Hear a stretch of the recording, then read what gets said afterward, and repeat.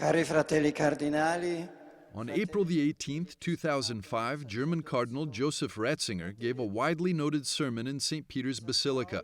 It was shortly after the death of John Paul II, and no one could have known that Ratzinger would be elected Pope the very next day. avere una fede chiara. Today, having a clear faith based on the creed of the Church is often labeled as fundamentalism, whereas relativism, that is, letting oneself be tossed here and there, carried about by every wind of doctrine, seems the only attitude that can cope with modern times. Si va costituendo una dittatura del relativismo. We are building a dictatorship of relativism that does not recognize anything as definitive and whose ultimate goal consists solely of one's own ego and desires. E le sue voglie. 20 years after Pope Benedict XVI's leadership of the Church, his warning about the dictatorship of relativism appears to have been, at least in part, fulfilled. Today, there is a very strong tendency to be intolerant in the name of tolerance if one does not hold the opinion that is expected.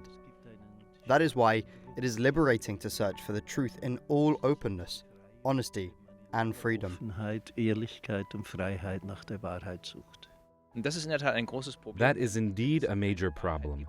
If there is no truth in a society, then there is also no inviolable human dignity.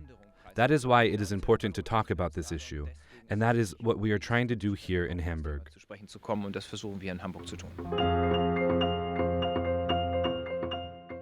From November the 7th to the 9th, 2025, the German association Fundatio Christiana Virtus organized a Benedict XVI Forum in Hamburg, Germany, a theological conference on the theme Truth as a Challenge for the Church and Society. In northern Germany, only about 10% of the population is baptized Catholic. Nevertheless, many young people came to the Benedict Forum to learn more about the theology of the man who chose as his motto the title Co-worker of the Truth. Die Wahrheit bleibt immer attraktiv. The truth always remains attractive. Pope Benedict XVI has repeatedly pointed this out.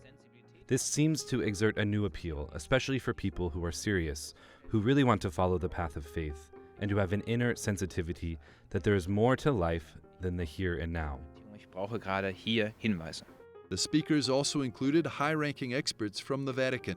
Ja, bei mir geht es Gesellschaft und Politik. My lecture is about society and politics. Church and state are separate, but according to Pope Benedict and Catholic tradition, the Church has a duty to remind the state that there are non-negotiable principles that take precedence over legislation and cannot be overridden by majority decisions. Entscheidungen außer Kraft gesetzt werden können. In der Öffentlichkeit den Anspruch erheben.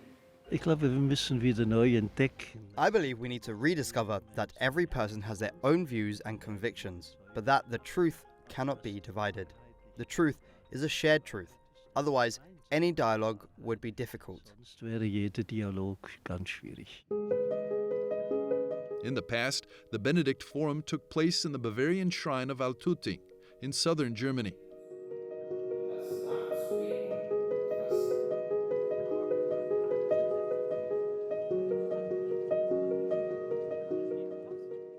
Now the organizers ventured all the way north to Hamburg, Germany's second largest city, right in the heart of the German diaspora. The Archbishop of Hamburg was very grateful for this. It is important for believers in the diaspora to meet each other and strengthen each other in their faith. That's why I'm grateful that they came up with the idea of trying it out here with the Benedict Forum, and it seems to have been quite successful. We have now received many requests to set up similar Benedict forums in other places, even in America and other countries. So word seems to be spreading slowly that Pope Benedict really has something to say to people. In addition to theological lectures by Cardinal Koch, Professor Rolf Weimann, Professor Thomas Marschler, and Professor Markus Graulich, former companions of Pope Benedict XVI also shared very personal insights into the life of the late Pope.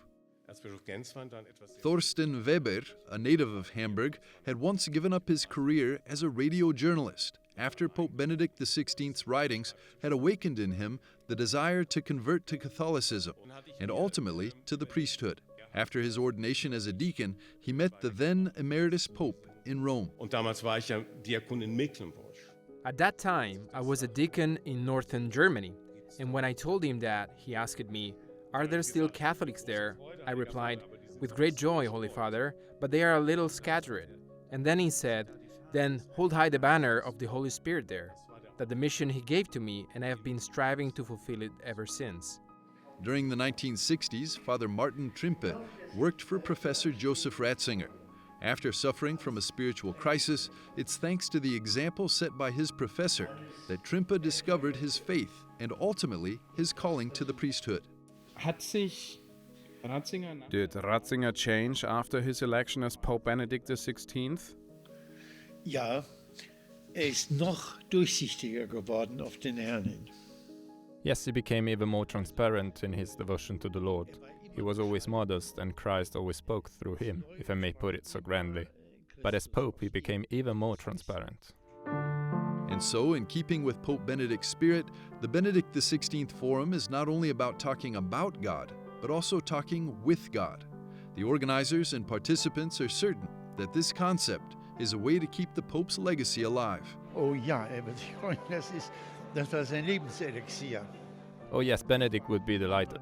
That was his lifeblood. When it came to talking to other people, when it came to the truth, he was immediately alert and willing to make any personal sacrifice. War auch zu allen persönlichen Opfern dann Zeit und so weiter bereit.